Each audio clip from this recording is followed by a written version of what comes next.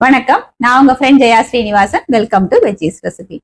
கொத்தவரங்காய் உடம்புக்கு ரொம்ப நல்லது. அதுல நிறைய விதமான சத்துக்கள் இருக்கு அப்படின்னு நமக்கு தெரிஞ்சாலும் குழந்தைகள் தொடவே தொடாது. பெரியவாளுக்குமே சில பேருக்கு அந்த அளவுக்கு பிடிக்காது. ஆனா இன்னைக்கு நம்ம வெஜ்ஜீஸ் ரெசிபி கிச்சன்ல இந்த கொத்தவரங்காய் கறியை வித்தியாசமா, அதாவது ஆந்திரா ஸ்டைல்ல, அதுவும் ஆந்திரா ராயலசீமா சைட்ல கொத்தவரங்காய் கறியை ஸ்பெஷலா பண்ணுவா. அது ரொம்ப நல்லா டேஸ்டா வாசனையாவும் இருக்கும். அவ இது சாதத்துக்கு பிசைஞ்சுட்டு சாப்பிடுவா.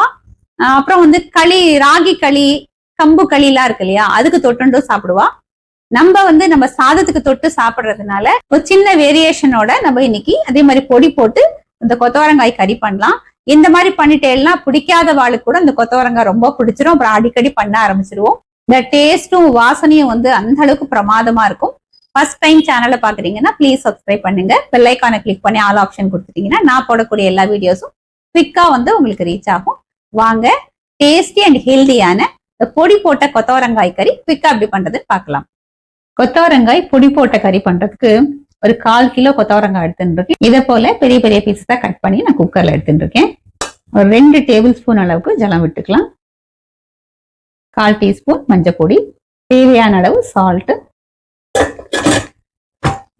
குக்கர் மூடிய மூடிட்டு குக்கர் 3 விசில் வர வரைக்கும் நம்ம வேக வச்சு எடுத்துக்கலாம். குக்கர் விசில் வந்த கையோட இமீடியட்டா நம்ம மேனுவலா ப்ரெஷரை ரிலீஸ் பண்ணிட்டு குக்கர் மூடிய திறந்துக்கணும். அப்பதான் கொத்தவரங்காயோட கலர் மாறாம கரெக்டா வெந்திருக்கும்.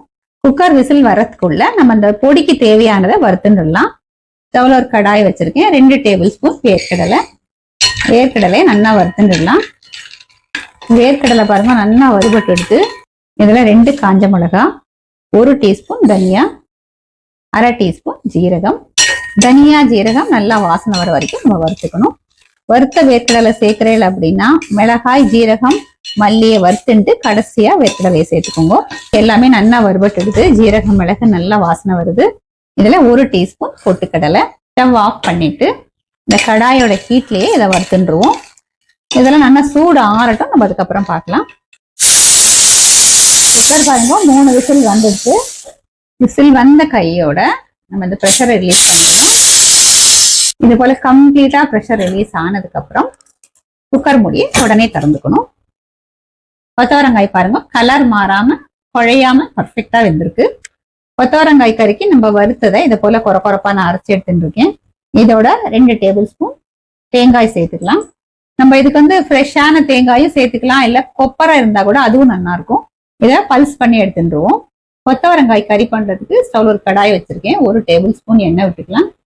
எண்ணெய் சூடானதும் 1/2 டீஸ்பூன் கடுகு, 1/2 டீஸ்பூன் உளுத்தம்பருப்பு, 1/2 டீஸ்பூன் கடலைப்பருப்பு, ஒரு காஞ்ச மிளகாயை 2ஆ உடைச்சு போட்டுக்கலாம்.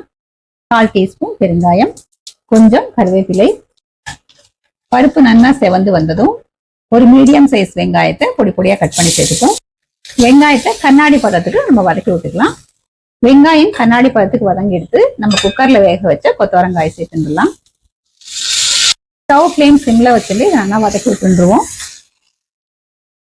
நம்ம கொத்தவரங்காய் வேகரிச்சையே உப்பு சேர்த்து வேக வச்சிருந்தோம். கொஞ்சம் மேல் உப்பு சேர்த்துக்கலாம். இந்த பொடியும் சேர்த்துருவோம். 1 டீஸ்பூன் வெல்லம் சேர்த்துக்கலாம்.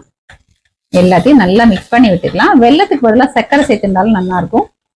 பொடி சேர்த்ததுக்கு அப்புறம் ரொம்ப வதக்கணும்னு அவசியம் இல்லை, நல்லா மிக்ஸ் பண்ணாலே போதும். பொடி போட்ட கொத்தவரங்காய் கறி சூப்பரா ரெடி ஆயிடுது.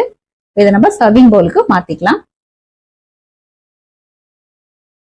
நல்ல வாசனையா ஆந்திரா ராயல்சீமா ஸ்டைல்ல கொத்தவரங்காய் பொடி போட்ட கறி சூப்பரா ரெடி ஆயிடுது. இது சாம்பார் சாதம், ரசம் சாதம், வத்த குழம்பு சாதம், தயிர் சாதம் எல்லாத்துக்குமே தொட்டுக்கிறதுக்கு ரொம்ப நல்லா இருக்கும். இன்னைக்கு நான் வத்த குழம்பு பண்ணிருக்கேன். சாதம் பிசைஞ்சு எடுத்துட்டு இருக்கேன். இந்த கொத்தவரங்காய் கறியை நம்ம வத்த குழம்பு சாதத்தோட டேஸ்ட் பண்ணி பார்த்துடலாம்.